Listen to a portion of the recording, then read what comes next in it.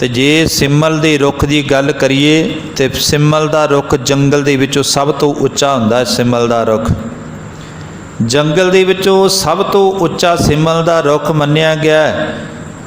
बाबे नानक ने आसा की वार दे विच समझाया, कहंदे प्यारिया देखण लई दूरों फुल बड़े सोहने लगदे है, फल बड़े सोहने लगदे है, जद तोता करके या कोई जानवर आ करके खांदा ना उहदे फुल ते सच्चे पातशाह महाराज जी कहंदे देखो निराश हो के मुड़ जांदा है।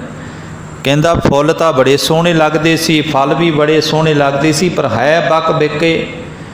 अज ये मनुख दा ये हिसाब होया पिया है। बाबे नानक ने समझाया, सज्जना कि तेरा सुभाअ सिमल रुख वारगा उच्चा ना रह जे, हंकार विच ना तुरिया फिरी, नीवा होकर के चल।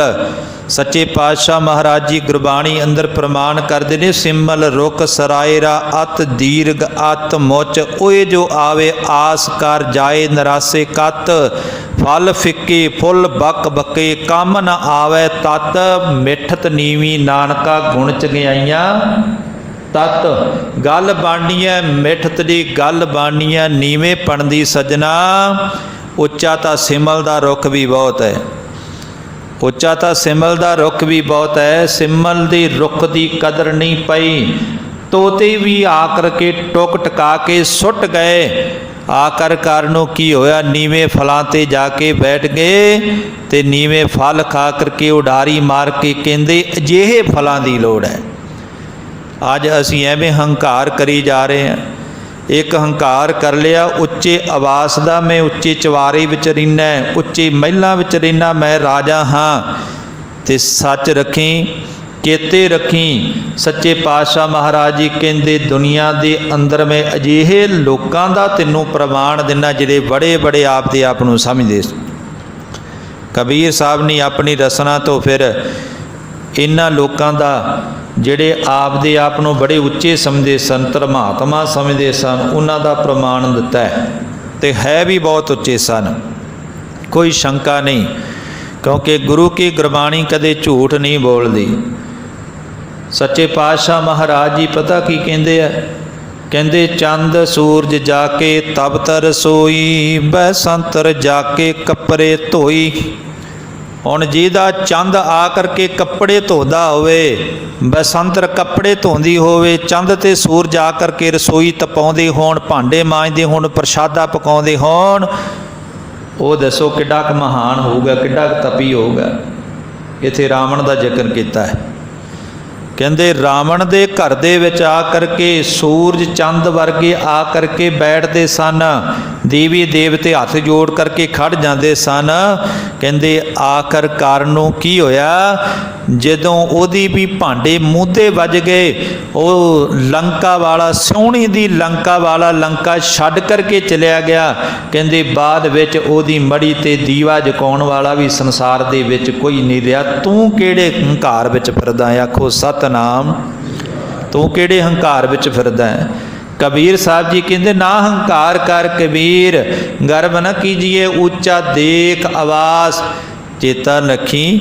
कहते तेरे मगर एक होणगे, दो होणगे, तीन होणगे, 20 होणगे, 100 होणगे, पर रावण दे मगर तां लखां सी पुत पोतरे।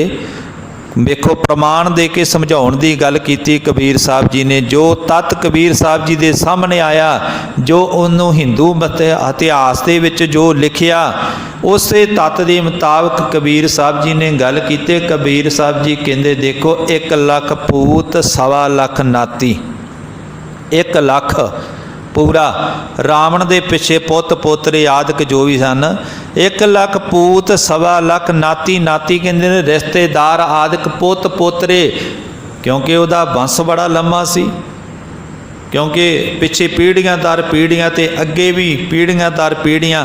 कहते लखां की तादाद दे विच उन्हां दे पास नौकर आदि रहन वाले सन। कहते जिहड़ी उहदी लंका सी ਉਹ भी सोने की सी, ਉਹਦੇ दर के उपर कहते जी इस तरह दरवाजे ते वड्डे तो वड्डे दरबार च ही खड़े रहंदे सन, हाथी खड़े रहिंदे सन कि इन्ने तेज दौड़न वाले घोड़े, क्योंकि राजा सी मौके दा, ਭਾਵੇਂ ਉਹ ਹੰਕਾਰ ਦੇ ਵਿੱਚ ਆ ਕਰਕੇ ਗਲਤ ਕਦਮ ਚੱਕ ਚੁੱਕਿਆ, ਪਰ ਮੌਕੇ ਦਾ ਪਿਆਰਿਓ ਉਸ ਵਕਤ ਬੜਾ ਧਰਮਾਤਮਾ, ਕਿਉਂਕਿ ਜੇ ਧਰਮਾਤਮਾ ਮੈਂ ਇਸ ਕਰਕੇ ਸ਼ਬਦ ਵਰਤਿਆ ਕਿਉਂਕਿ 4 ਵੇਦ ਕੰਠ ਸਨ। ਜਵਾਨੀ ਇੱਕ ਵੇਦ ਕਿਸੇ ਨੂੰ ਪੰਗਤੀ ਯਾਦ ਨਹੀਂ। ਅੱਜ ਵੱਡੇ ਵੱਡੇ ਕਈ ਬ੍ਰਾਹਮਣ ਲੋਕ ਬਣੇ ਫਿਰਦੇ ਆ, ਪੰਡਤ ਲੋਕ। ਮੈਂ ਕਈ ਮੇਰਾ ਉਹਨਾਂ ਨੂੰ ਪ੍ਰਸ਼ਨ ਕਰਦਾ ਹੁੰਦਾ, ਪਿਆਰਿਓ ਕੋਈ ਯਾਦ ਹੈ ਵੇਦ ਦੀ ਪੰਗਤੀ? ਬਹੁਤੇ ਹੋਣਗੇ 100 ਦੇ ਵਿੱਚੋਂ ਜਿਹੜੀਆਂ ਕੋਈ 2-4 ਸ਼ਲੋਕ ਸਲਾ ਸਕਣ, ਨਹੀਂ ਤਾਂ ਐਸਾ ਧਰਮਾਤਮਾ ਜਿਹਨੇ 4 ਵੇਦ ਕੰਠ ਕੀਤੇ, ਧਰਮ ਗ੍ਰੰਥ 4 ਵੇਦ। ਬੜੀ ਹੈਰਾਨਗੀ ਵਾਲੀ ਗੱਲ ਹੈ, 4 ਵੇਦ।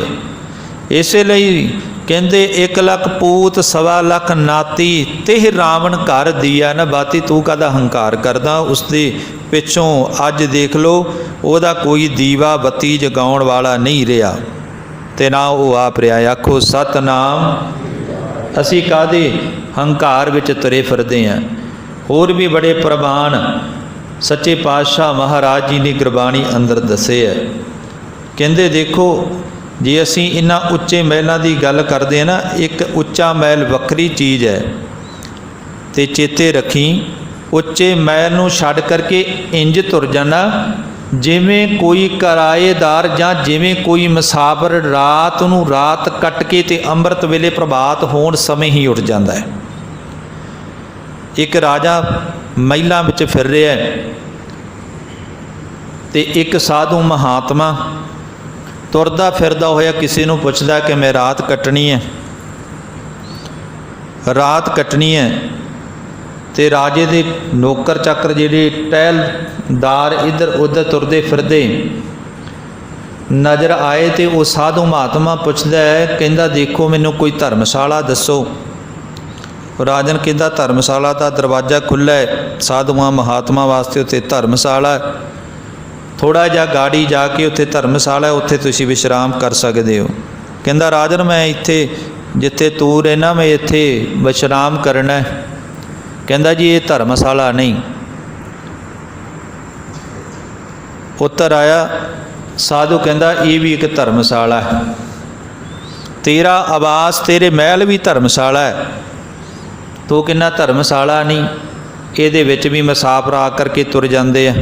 ਉਹ ਕਹਿੰਦੇ ਉਹ ਰਾਜਾ ਕਹਿੰਦਾ ਉਹ ਗੱਲ ਵੱਖਰੀ ਹੈ ਕਿ ਮੇਰੇ ਰਿਸ਼ਤੇਦਾਰ ਅੱਜ ਆਉਂਦੇ ਨੇ ਚਲੇ ਜਾਂਦੇ ਨੇ, ਪਰ ਮੇਰਾ ਮਹਿਲ ਜਿਹੜਾ 4 ਛਪੇਰੇ ਬਹੁਤ ਹੀ ਸੁੰਦਰ ਹੈ, ਜਿਨ੍ਹਾਂ ਦੇ ਵਿੱਚ ਮੈਂ ਰਹਿਣਾ ਹੈ, ਮੇਰੇ ਪਾਸ ਗੋਲੀਆਂ ਨੇ, ਨੌਕਰ ਨੇ, ਚਾਕਰ ਨੇ, ਮੇਰਾ ਮਹਿਲ ਕਿਵੇਂ ਮੁਸਾਫਰਖਾਨਾ ਹੋ ਗਿਆ?